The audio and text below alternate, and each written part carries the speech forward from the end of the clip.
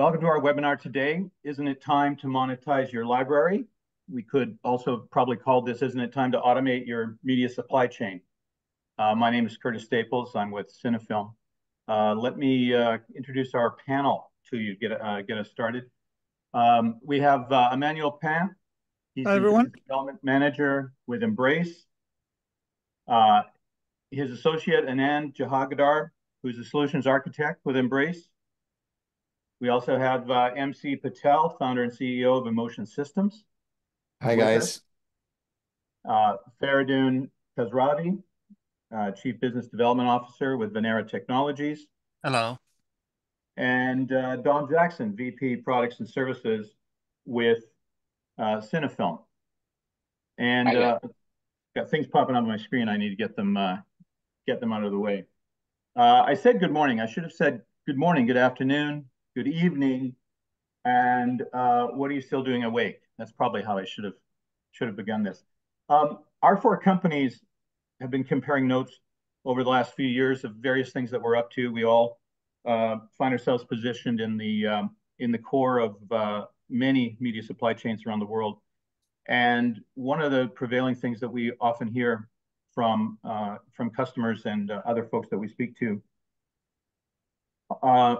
is discussion about companies that are not necessarily in a position to integrate. They don't have a person or a team, let alone one person to deal with the APIs and all the other shenanigans that are required to join together multiple solutions and platforms.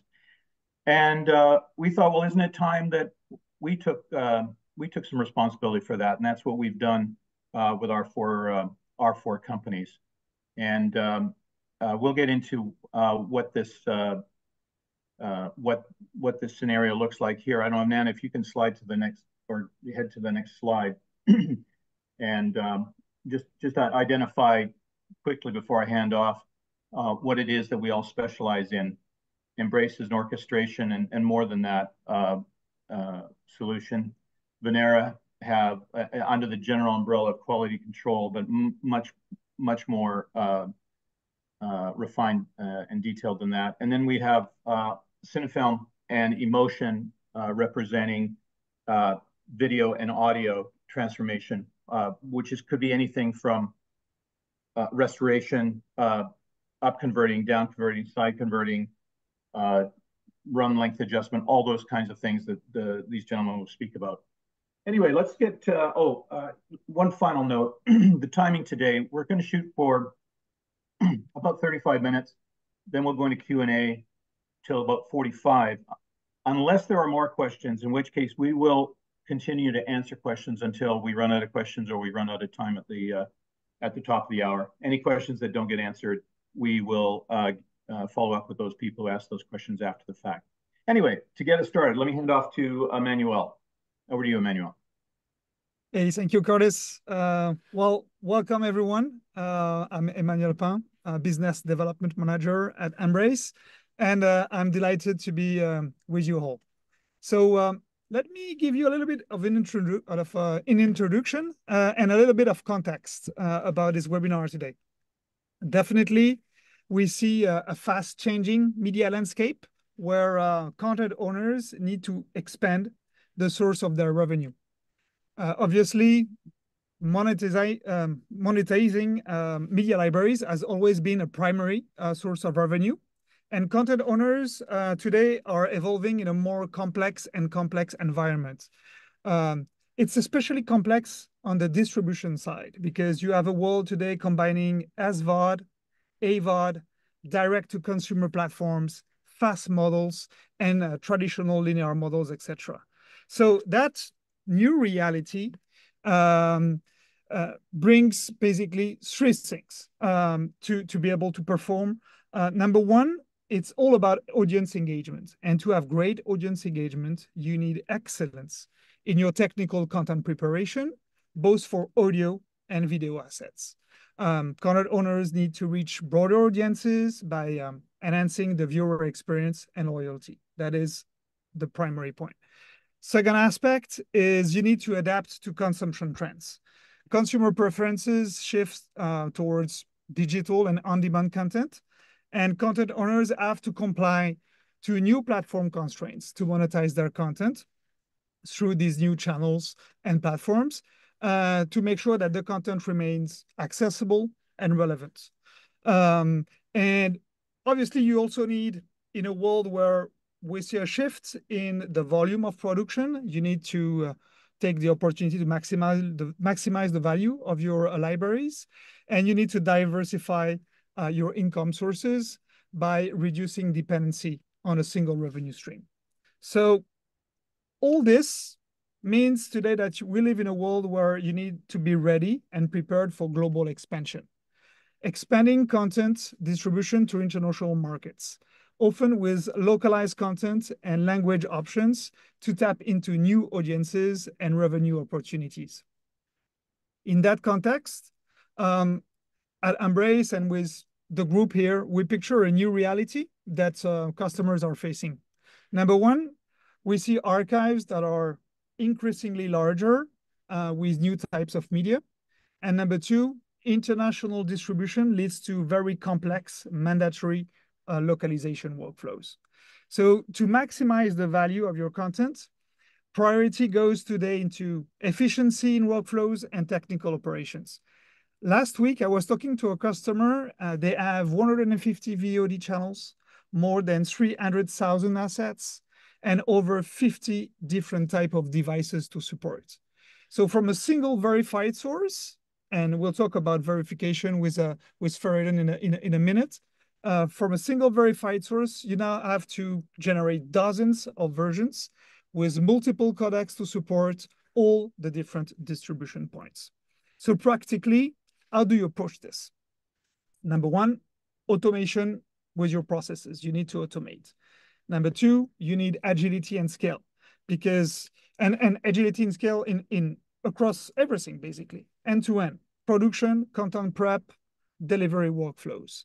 Because remember that historically, content owners faced numerous challenges to integrate all different vendors, multiple vendors, and they had to manage the cost of complexity. Today, with a software-first based approach and open APIs, it is now possible to streamline and automate the preparation of your content with media supply chain orchestration. We have new design principles. Curtis touched on that a little bit. Number one, it's all about reliability and efficiency, scalability to add capacity or burst workloads, and reducing complexity as the number of destinations for content explodes.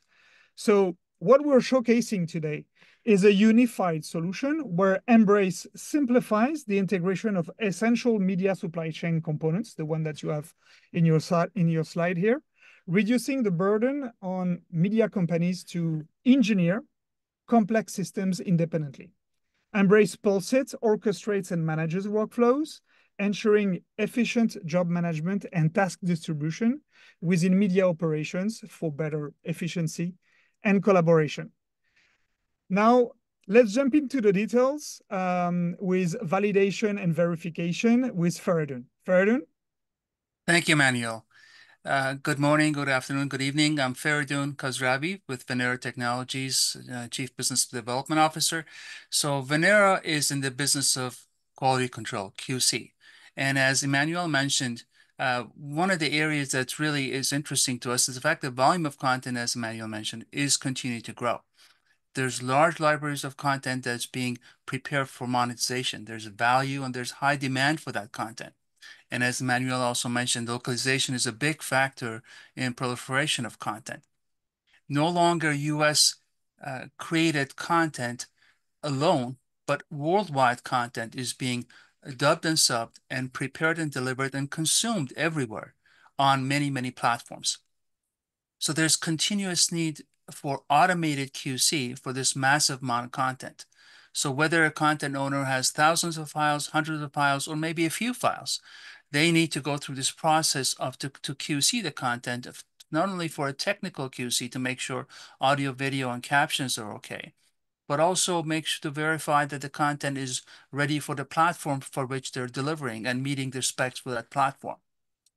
So as a content owner, as I want to move this content from my library to delivery, the first step is to validate this content.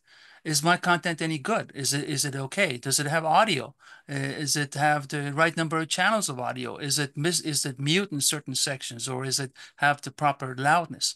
Or do I have slate and color bar in middle of my content, which I don't expect to have, I shouldn't have?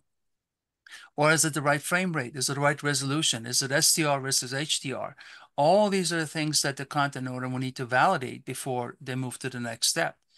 Many of the content, almost all the content now, has captions coming as a sidecar with it. Are those captions in sync with the media? Is there caption missing in certain portions? There's audio, there's no caption. So all that needs to be validated in the file, and that's what QC does. And you can imagine the vendor would have to then take, the content owner would have to take a look at this content report by report, where the issue, see where the issues are, get an editor, get a colorist to fix these things on scale, which is not practical. And so I'm very happy about 4 of us getting together and automating the process so that all this can be, the media transformation could be automated, and then others will talk more about it. So once the content has been transformed as ready for delivery, as the last stage, there's a verification. So that's another form of QC where we verify this content. In some cases, we need to generate some certificates, for example, for Harding PSE, photosensitive epilepsy, which needs to go along with the file.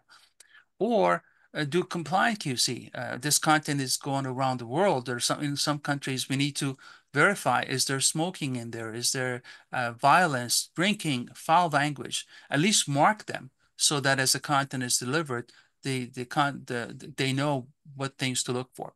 So the value Venera brings to this picture is the validation at the beginning and verification at the end, bookending of the whole process that happens in the middle, automated and orchestrated with Pulsed, with Embrace. So with that, I'll turn it over to MC to talk about audio transformation. Thank you, Ferdinand. I'm MC Patel. I'm the CEO of Emotion Systems. So as Ferdinand mentioned, when the content is delivered for distribution, Venera look at the files and determine whether the audio is in the right format for distribution. And when we started the company, a lot of our customers are saying, these QC systems tell me what's wrong. What do I do about it? And so we started the business about 15 years ago. The traditional practice there was to go into an edit suite or a Pro Tools suite and take care of it. But as the content volume increases, that's no longer an economic proposition.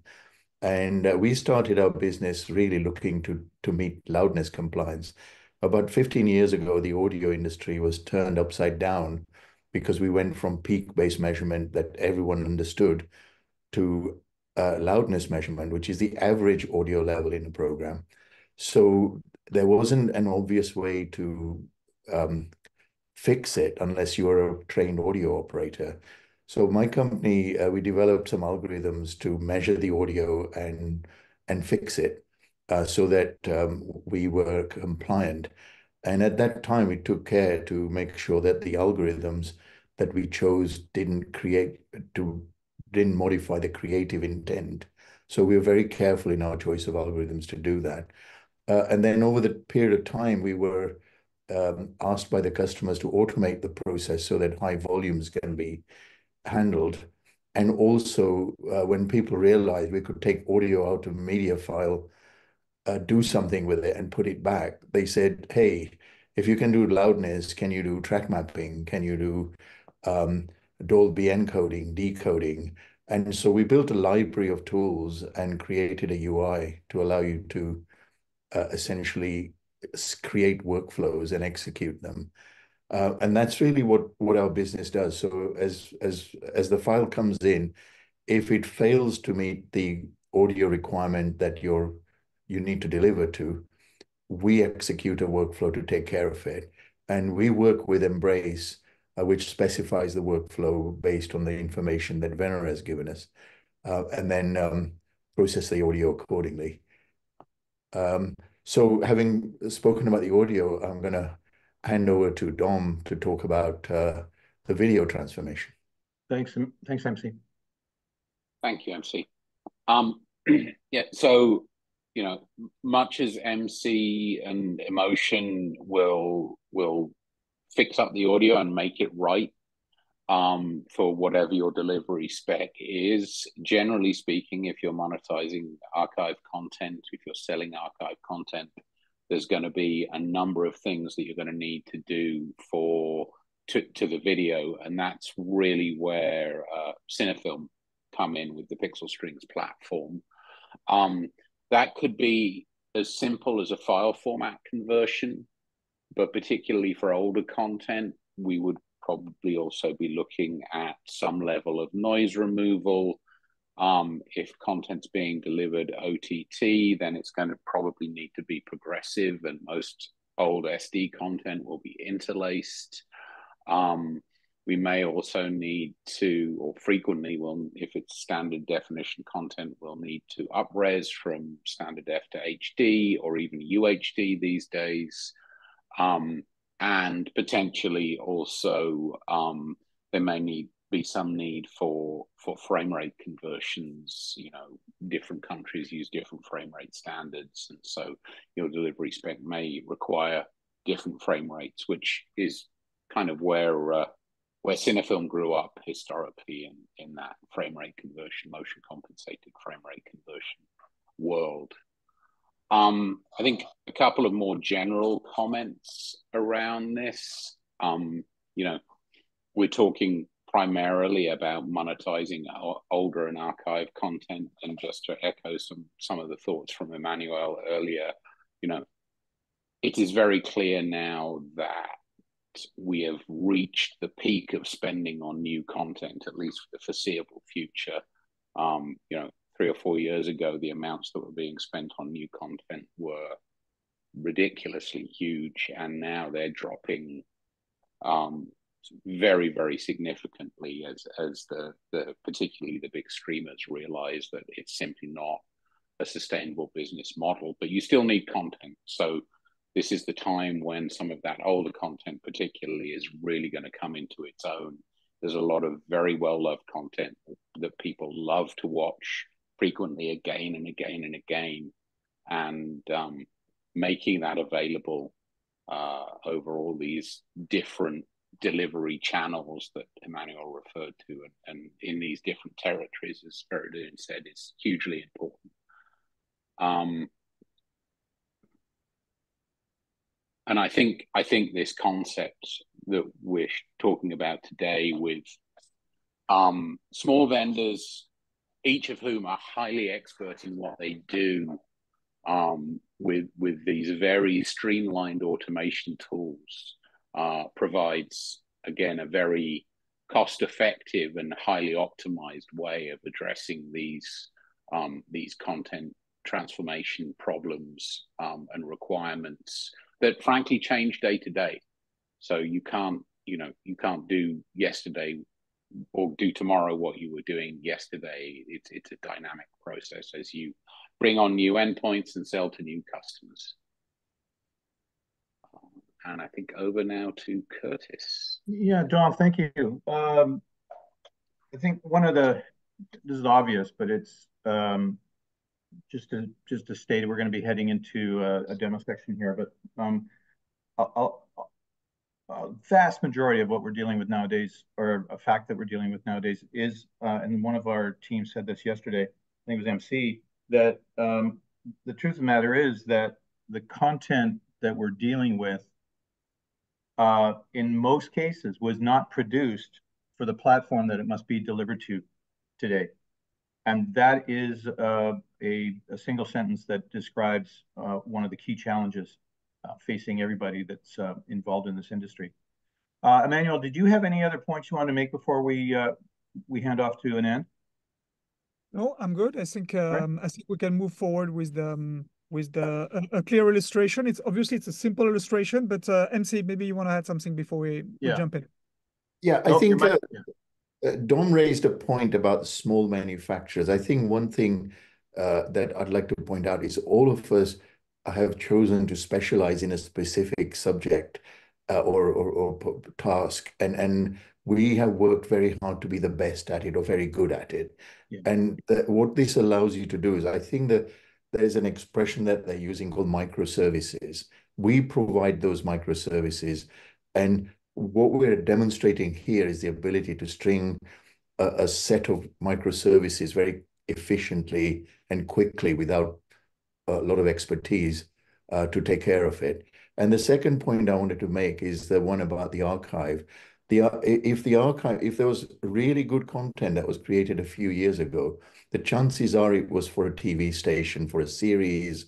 In our case, I often use the example of Fawlty Towers, which was really for domestic consumption. And monetizing that outside of Britain wasn't even thought about at the time, apart from perhaps America. Now that wants to be monetized across 100+ platforms. So you need to create that media in a form that's acceptable to those platforms. And that's the process we're describing, and how to do it quickly and efficiently. Yeah, well said. And never before there'd been more famous 12 episodes of television. Fawlty Towers, all that fame from 12 episodes. Anand, are you all set to go? Yeah, I am. There he is. Thanks everyone for the discussion. So we're talking generally about media supply chain. We have 4 main elements of what a typical media supply chain could look like here. So we have sourcing the media, validating that media, transforming that media, whatever that means, verifying that transformation, and then delivering. So if we were to take that and apply it to the 4 vendors we have on the call today, it might look something like this. So starting at the top left, maybe Embrace takes care of the sourcing aspect.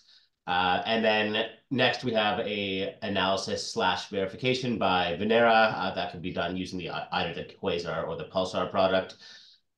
Embrace can then check those results, and then depending on those results, we can route to 2 different locations. So here we're going to route to Emotion to do some audio processing if there's audio issues. After that, if there's video issues, we're going to do a Cinnafilm transformation via pixel strings. Once both the audio and video have been transformed, Embrace can get that stuff back, give it to Venera again for a final QC, and deliver. Now, all these steps are great as individual steps, but it's even cooler when they're all tied together by some sort of automated process. So if we take this conceptual diagram and put it directly into Pulsit, it might look something like this. So here is a actual functional sequence within Pulsit. Pulsit is the workflow orchestration tool designed by Embrace. And again, this one starts at the top left too. And I'm just going to zoom in a bit as I go through this to make sure everybody can see the text.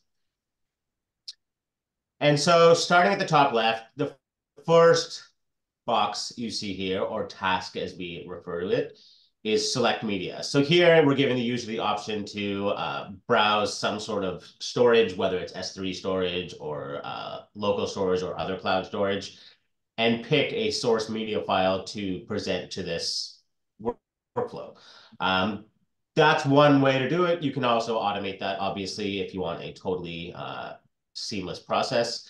But once that media is selected, the first thing it's going to do is give it to Venera for a verification pass. So what this is doing is essentially checking if the source media is good enough to sell.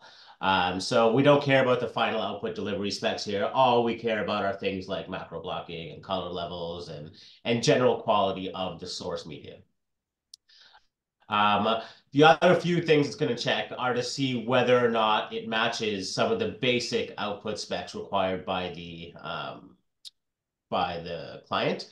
So things like frame rate, color space, and audio channels maybe are some things you want to check. So once it does this, we'll get that information back, and then we'll check those results. And here, either we're going to say we need to fix the audio, in which case it's going to go down to Motion Systems, and then go to the next step, or it goes straight to the next step if the audio is already within spec. Once it does that, it checks the video results. And again, if there's things that need to be changed on the video, or if there's some upresing required, color space conversion, etc., it'll pass it to pixel strings. Pixel strings will do a transcode. And then in all cases, it's going to end up handing it back to Venera Quasar towards the end. This is where it's going to do its final delivery QC. So here we're doing one final check to make sure that the video looks good. And then once those results are back to us, if there's no more issues, we'll pass them on to the last step, which is deliver. This can be done by some common tools such as Aspera or Signiant, whatever. Or if we do find some other issues that were not addressed by any of the previous processes, we'll display that media in a player with markers and tell someone that that video needs further analysis by a human so that we can make the right choice manually. So that entire sequence can then be encapsulated into a single step. And when you submit that sequence, you can do it as, for an example, here. So here's a custom Pulseit dashboard. And I've double-clicked my ECEV sequence. And then now I can launch that sequence. And in my jobs, I now have a pending job. This would allow me to browse, again, that storage location, pick a media file. I'm going to pick my Venera sample file, select that media, hit accept. And now that job has been submitted. So it's going to run through all those steps without any further human interaction. The only time it may prompt for some user input is if the final results still flag some issues that they want someone to see. And if that's the case, they can see it in one of our embedded players. So this is Accurate Video Validate by CodeMail. And here you can see I have the source video. I can browse through it, but I have the 3 flags that it found on a really high-level check. So it found the wrong frame rate. It found that it was SDR instead of HLG, and that it had 2 audio channels instead of 8. Maybe I don't care about those, but potentially there's also some more checks that I want to do. So here I have an example where you have Venera coming back with several issues with the source. And then those issues are, again, showed within the timeline. And on the right, you can jump to those issues. You can see exactly what that is. And it just gives a nicer way of presenting that report potentially to a user who wants to see it in a player. And then lastly, if you want to get fancier, obviously we've got 4 major steps in this process. But maybe you have some requirements that surround like AI. So maybe as part of the process, we generate a proxy, send that up to some sort of cloud-based AI service, and it also gives us back metadata. So not only do you now have in the same player your Venera QC markers, but I also have some examples of metadata that's come back from, again, a cloud-based AI service, which gives some contextual information about the media itself. So maybe that's required for building sidecar files or some sort of metadata ingest into a MAM, but all that is possible using the modern tools of media supply chain orchestration.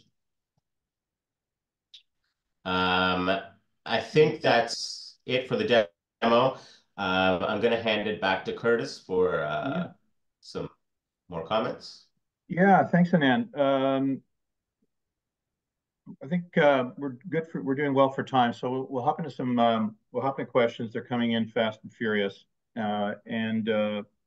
First one is fairly generic and it applies to all, but I'll hand it back. Look, I'm gonna go to Emmanuel with this. So will all these solutions run together on-prem now?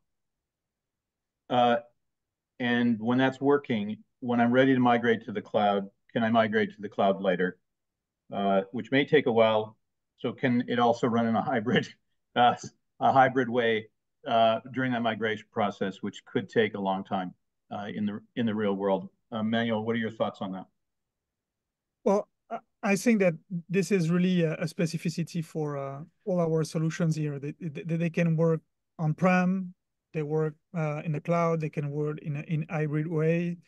What we're seeing is still a lot of content owners having their libraries on-prem. To be honest, we're discussing that with MC when we're preparing the presentation today. This is something that we see very often. But still, obviously, typically, as Anand was mentioning, the ability to have part of the library, part of the process in the cloud, starting to move some workflows to the cloud. Obviously, this is or having elements of the library in the cloud or through multi-sites, private clouds, public clouds, by the way, many different flavors. This is something that we see obviously very often. And by design, our applications are built, to be able to be deployed in these different scenarios.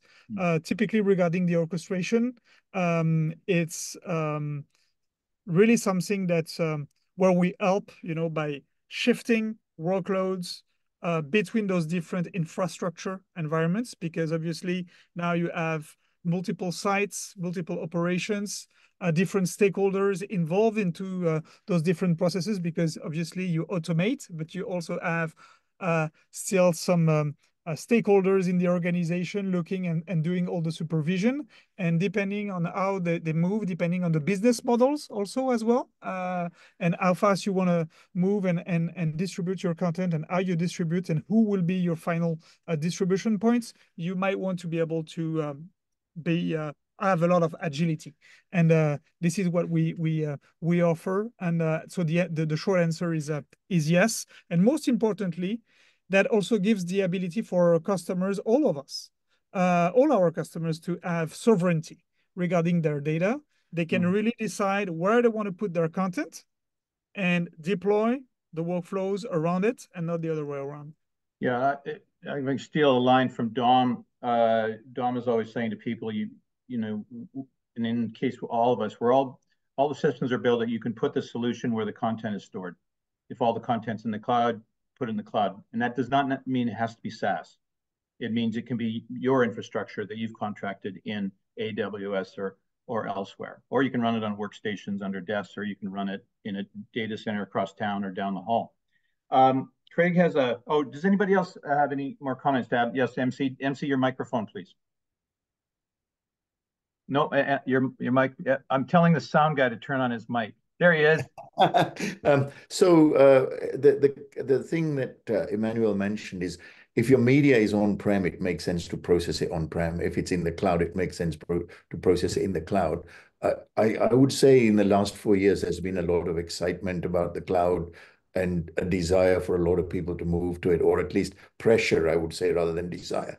And one of the things we found with our clients is during COVID, there was a big frenzy because people were working from home. So we did have some customers who basically said, we have some content in the cloud, some content on-prem, and we'd like to work the system. And this was a commercial agreement at the time because we didn't have the technology. We allowed them permission to run our engine in both the cloud and on-prem on a commercial arrangement where we tried to understand the usage. So it gave them some flexibility. As we progressed on, we have a lot more flexibility, but really the models aren't as well defined as it would appear. I think they're still evolving. And I think all of us as small businesses talk to our customers and work hard to accommodate them as they need them. That's right. The future takes a long time. Yeah. And then the only, I guess, rule or a piece of advice is egress is very expensive. So if it's in the cloud, process it in the cloud and keep it in the cloud, unless you need it on-prem, and vice versa. Yeah. And if I can add one. Yeah, go ahead, Dom. One very quick comment, because I feel quite strongly about this, that we as vendors shouldn't be dictating to the customers how they run their businesses. It's up to you, the user, the content owner, the customer, to decide whether you want to operate in cloud or, as you said, in a workstation under your desk. It's really not up to us. So we really strive to make sure that we fully support all of those options. Yeah, for sure. One aspect regarding this, I think that is really important, we're talking about simplification, is the idea about having best of breeds applications but also with open APIs. And I think the fact that we have now open APIs architecture, software-defined applications with low-code capability, you can really adapt, and you have this flexibility by design in the way. So it's less a question about infrastructure. It's more a question about operations and how you want to deploy and which workflows you want to automate. How do you want to handle exceptions? And it's more related often to transformation projects about who will be doing what from where to what type of content. And depending on how the business evolves, you have all these different, you have the tooling, the open APIs, the architecture, the design of the software to make it possible to have this agility over time. Thanks, Emmanuel. We have a question from Craig. This came in early. Hopefully he's here with us to hear the answer.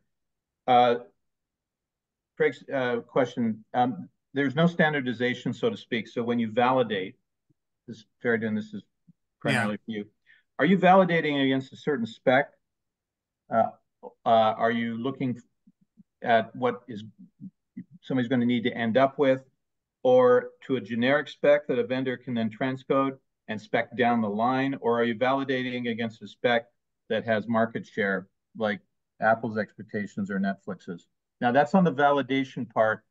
Well, at the end, yeah. Yeah.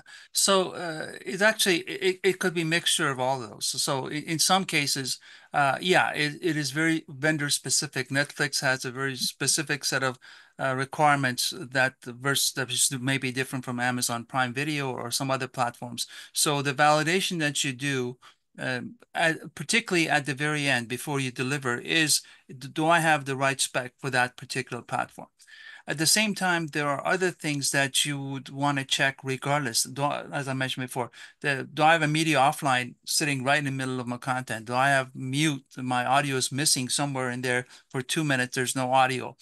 Black frame. So some of those things you can generically look for, but more specifically as you hone in for a particular platform, you want to make sure that your specs, your QC requirements, your QC checks match those. And that's what we do with these QC templates. And our customers they can have template for each platform and for each delivery. And one last piece is the compliance QC, verification for presence of foul language. You define what the foul language is, but the presence of that can be checked, or smoking or drinking or other things like that. So those are more generic, and again, applicable depending on what region of the world that content is being delivered. Great, thank you. Question from Nate. MC wants to add something. Yeah.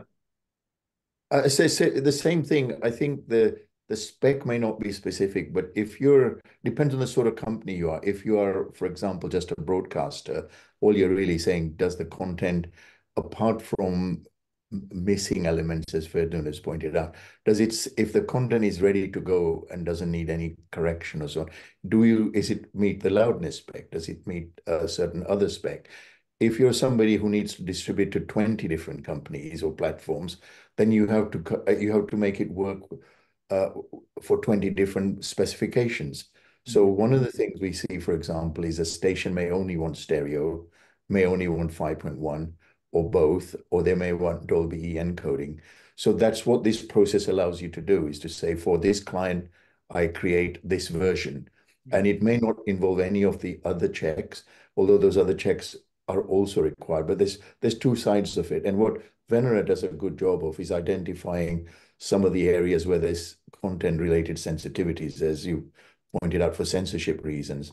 Yeah. But the sort of audio things we do are purely for saying a 5.1 is required and it hasn't been supplied with one, or there is a theatrical mix that needs to be modified for Apple delivery or Netflix delivery, and a process would be applied. So the media owner doesn't actually know what they have to do to make it good for a particular delivery. And that's why they would go to a third party to have them take care of those things. This combination is really designed to satisfy that. Yes. The gentleman tasked with representing the content transform companies have been modest today. MC just reminded me of that when he said, maybe somebody wants 5.1 and the content is stereo. So just to be clear, these tools do some pretty amazing things. MC's tools will create a 5.1 out of a stereo source. Dom's video tools will make a 60-minute program 58 minutes long. That's 2 minutes of commercials. That obviously more than pays for itself in commercial sales, et cetera, et cetera. There's some pretty remarkable things that are going on these days. Nate has a question. Nate's question is effectively one of those "how long is a piece of rope" questions, but we should talk about it in general, in however specificity we can get to. What are you meaning by the term cost-effective? That's really good. I'd ask that question if someone said, "Oh, this is really cost-effective." Oh, really? What does that mean? Who wants to tackle that first? I can jump in if you like. Yeah, go ahead. Thank you, Dom. So, yeah, it is a how long is a piece of string question, but I think when you say cost effective, you have to stack it up against perhaps the alternative. And historically, the alternative, if I had a series of a TV show and I needed to sell it, needed work done, I'd probably go either to an external service provider or maybe an in-house department. And maybe they'd be pulling it into edit suites. Maybe they'd be pulling it into multiple pieces of software to fix the audio and then do some of the video stuff. And that gets very expensive very quickly. I would say that a rough rule of thumb would be that an automated process like the one we're describing today would probably come in an order of magnitude cheaper than using a service provider. So, probably, like I say, as a rule of thumb, you might expect that it'd be 1/10 of the cost of using a service provider. That's just my personal opinion. Others might disagree, and it really does depend on how much content you're processing and what you're trying to do and all of those things. I would also say that some of the processes that we at Cinnafilm do and that MC can do at Emotion simply aren't amenable to being done manually. Our denoise processes and so on, or the run length adjustment that you alluded to, Curtis, they're not things you can really easily do in a manual scenario and get the same result. So there's a little bit of that as well, but I would say I'll stand by we're about 1/10 of the cost of perhaps more traditional ways of doing things. Sure, thank you. Let me add one thing and then MC. In terms of cost effective, I alluded to it earlier as well. When you're looking at thousands of files that you need to process, the whole notion of having to look at every one of those and then pass it on to someone else to fix it is crazy. It's not practical. And that's where the cost effectiveness comes in, is that, the fact that you have a bunch of stereo files and you need to deliver 5.1. MC stuff can do amazing things and just convert that into a 5.1 and be automated, versus if you were to do this manually, if it is possible to do manually, it would cost a lot of money. Or what Dom can do in terms of up-resing or frame conversion, all those kind of things. When you automate this process, you're taking out a lot of time and associated costs out of the process, particularly when you're looking at scale and volume. For sure. So yeah, the comment I would make is cost effectiveness. I'll answer it two ways. When we first started, it was the commercials houses that were delivering content worldwide, and so they said we need to meet the loudness spec for Brazil or France or whatever, and so we helped them build libraries for each one of those. So now this is what we call a data technician or a tape op in the old days. This guy had to say, this is going to Brazil, so he needs this spec. And the ability to pull down the spec and press a button and be assured that the content would comply with that was very cost effective. And we would create a report that actually says this is what the output complies to. And so that's one form of cost effectiveness. He's saying you're not throwing it back to into post to get it done. The second side is where we have clients who are processing 10,000 hours of content a month. And within that, there may be 50, 60 workflows. And in the case of one of our clients, they have 200 different variations of audio that they have to deal with. Now, that's a testament to how poorly the supply chain, as the supply of media is coming into this place. And in the old days, when we had tape, there was a lot of constraint on what you could do, right? Now we have files. People are just digging the stuff out and sending it to them, and these guys are trying to monetize it. Now, if you bought a library, and I go back to my faulty trousers, and you went to the BBC and said, you know, we want to buy 1,000 hours of content from you for putting on our platform, they may give you what they had in their archive without any processing and ask you to do it or an intermediary to do it. And when you're talking about 10,000 hours a month, for example, you wouldn't be able to hire the manpower and make it happen in a timely manner, and it certainly wouldn't be cost effective. So these are good ways to look at them. They're clearly gray areas or different gradations between the commercials delivery to this, but to the fact that we've managed to satisfy both those areas is really what we're talking about. For sure. I got to move on to the next question. And this is really going to be a discussion point, and we'll try to keep, we've got a bunch of questions. We'll try to keep this brief. SJ had a question about, and this is a good sign. SJ wants to know, where's the link that I can go to start doing this? I'll start by saying this is early days. A lot of what we're anticipating is bespoke, which would require a conversation with the service providers that you think you require. You may not require all four. You may require Embrace and Venera. You may require MC and Faradune for now, or what have you, or all four.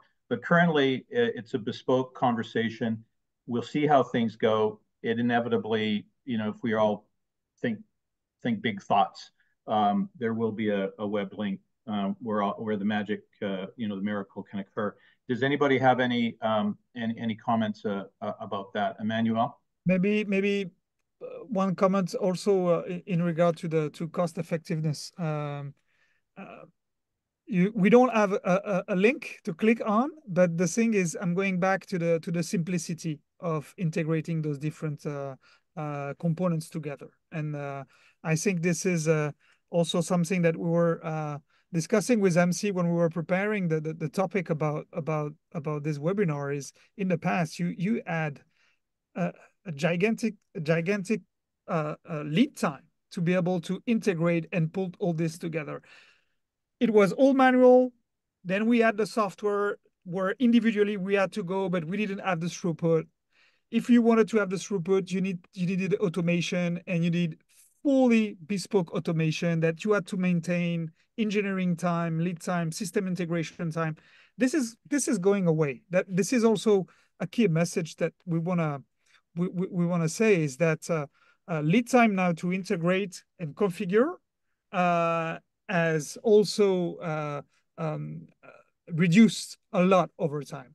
And especially now, again, with open API, low code, modern orchestration, and another element that we have not talked a lot is task management, meaning that you can manage now exceptions, because in all this flow of automation and workflows, if you have an error, if you need to interact with someone in a department, at media operations typically, this person can be notified, prompted, they only manage exceptions, and then it goes back to, maybe I know I'm taking this example with Faradune or MC, but typically with some customers, sometimes we have 48 different audio workflows running, and it's just a click of a button, and depending on the exception that needs to be handled and managed, it goes automatically to the right one. So I think this ability to adapt also this type of media supply chain integration to the requirement of your organization is really key, and the lead time to do so has really accelerated. So in terms of cost effectiveness, I think this is also an important aspect. Right.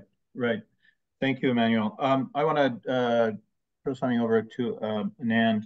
What we've been talking about today has been about the combined solutions of these four companies, which tend to represent a core of any complete media supply chain, but it's obviously not completely complete and needs to plug into other parts. Anand, what, as a solutions architect and a guy who's in the business of integrating solutions and platforms, what would be the ramifications, the expectations for somebody to come along and say, well, I store my stuff here. This is my storage solution. This is the company I use to move my content data around, my data, my secure private data transport company, and so on. Everything I make has to go to this localization service, and so on. What types of things can people expect when they hit those challenges if they're looking at this combined solution? Yeah, so it's a great question, Curtis. I think that one of the benefits, and I'm not just saying this as a guy who worked for Embrace, of the solution overall here is the fact that it's designed to do exactly what you're describing. Like, we don't sell bespoke solutions. We have some valuable partners, as we've seen on today's call. But our goal in general is to allow customers to use their best of breed tools in conjunction with our product. We don't want them to have to reinvent the wheel if they've already got some stuff they like using. And best of breed means different things to a lot of people. So we're not there to necessarily question the customer's decisions. If they have storage that they prefer, if they have specific tools, MAM tools, transcoding tools, AI tools, whatever those may be, we're there to just tie all those together and let them turn their existing processes into an automated media supply chain process. Yeah, and I think just like the colored blocks with the logos in it behind these guys, what we're talking about here today is not a bunch of Lego blocks that have been glued together and you have to take it the way it's handed to you. These are Lego blocks, and you can choose what you need. And if you have something else you use for video transcodes or transformations or audio and so on, those plug in. I mean, maybe you just want to work with Embrace to begin with and use what you have now, and then maybe you discover, oh, emotion is superior to what I'm doing, and I'm going to make a swap. And obviously, you can make that swap easily because Embrace is already integrated with emotion. All right, Craig has a question. Another question. The platform solution, is it client-facing, internal only, or shared between the two? I'm not entirely sure I understand that, but I think I get where he's coming from. I think he's referring that. He's probably referring, Anand, to what you were showing.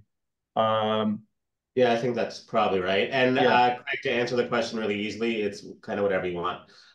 So we have customers that are using that same portal that you saw internally, and clients can log into it directly to submit jobs or monitor jobs.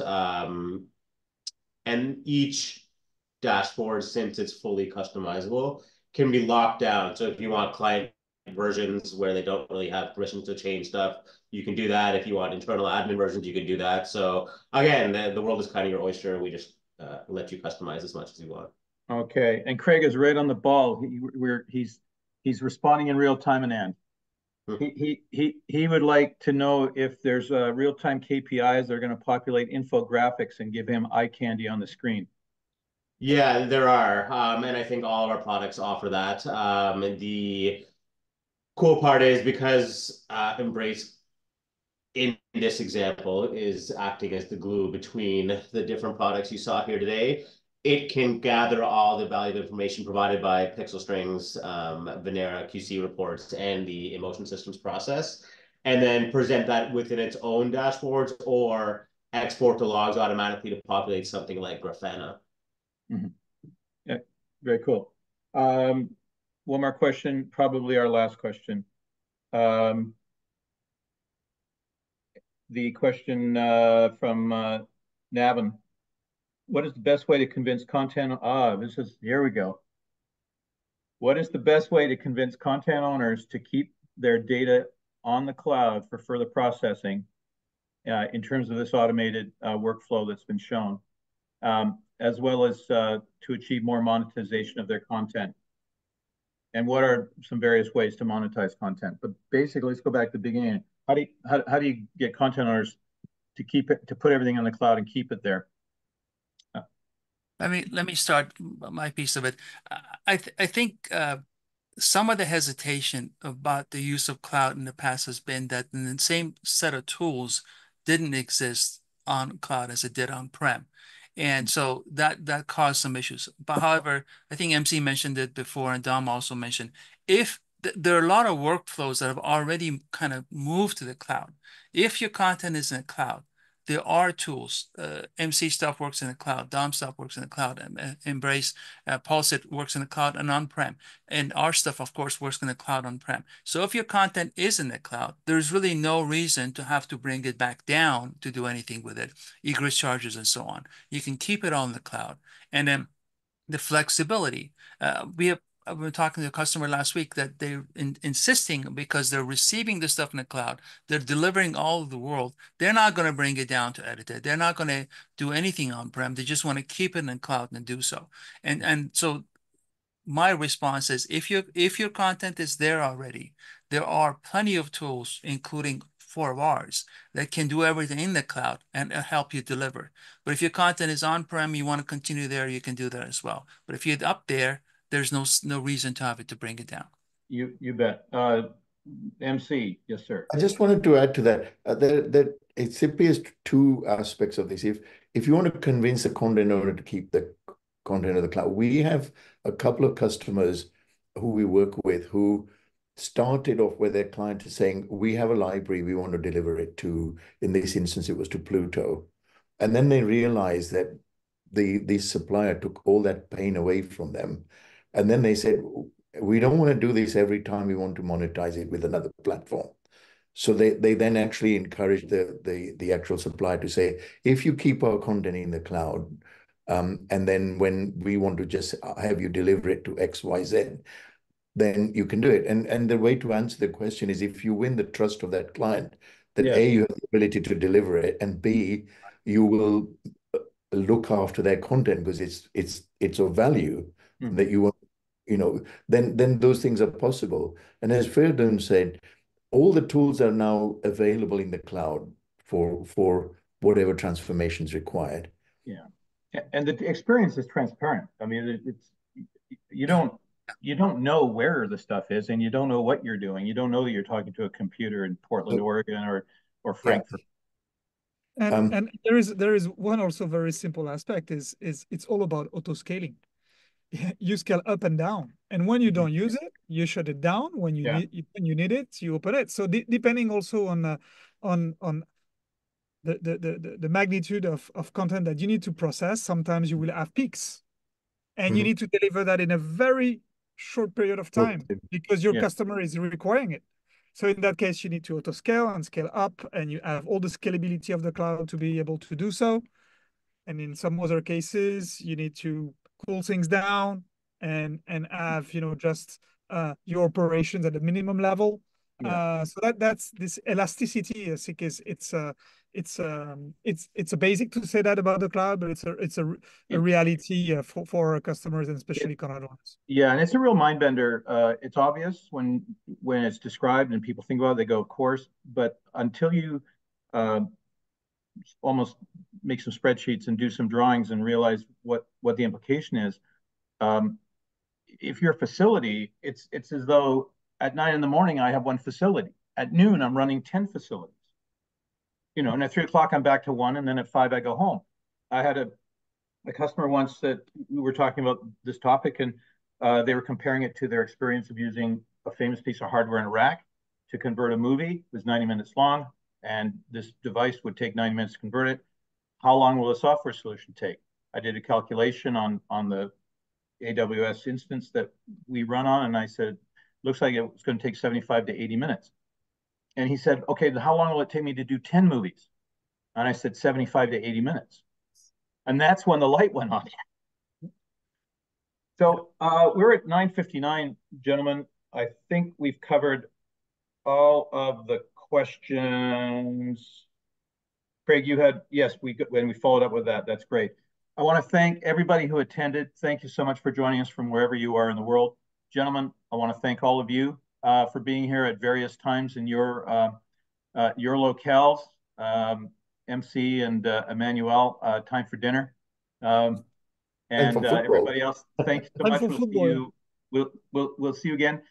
We will be following up with all of you by emails, and we will be talking to you about IBC, where you can meet all of us in person and get into this conversation in